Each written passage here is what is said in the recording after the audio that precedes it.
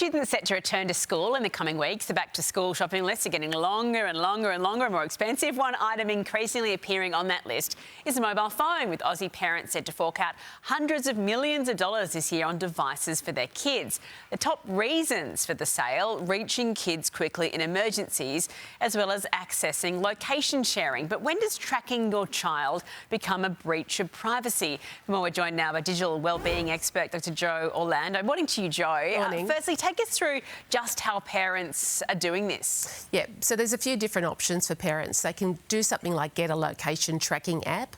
They can use a feature on the phone, which is like Find My, which we find on iPhones, or even use luggage kind of tracking apps so they pop them in the child's phone. So there's a smorgasbord of resources that parents can use. My kids are so young, we don't need this yet, but I can understand when you've got teenagers that this is key to kind of keeping the family safe.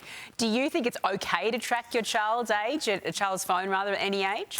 Well, I think there's a time when they get a bit old. So, for example, I have tons of parents say, I've given her a tracking app, but she keeps turning it off. She's 16, I just want to make sure she's safe. That's a very typical conversation.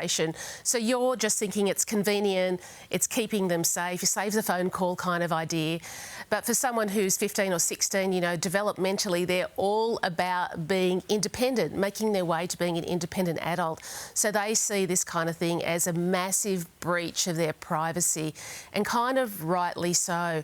So rather than using something that's a bit more invasive, like a location tracking app, it's about kind of teaching them to be responsible, putting the responsibility on them to call you or to check in with you, teaching them how to be safe. These apps kind of just watch your child, but it doesn't actually teach them how to be responsible and how to be safe. And maybe it's a conversation. You say, well, I'll have the app on my phone too, so you know where I am, and, I'm paying for the bill, so maybe therefore until you get your own phone, that's a responsibility. Is that a good conversation to have? No, that's an absolutely essential conversation to have.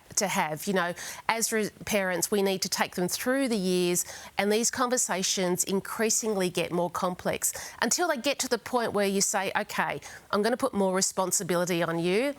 Let's take small steps. This is how we're going to do it, and set some parameters around. So slowly you take a little bit of a step back and they take a greater step towards responsibility. All about growing up. Thank you so much for that, Jo. Here's David. Thank you.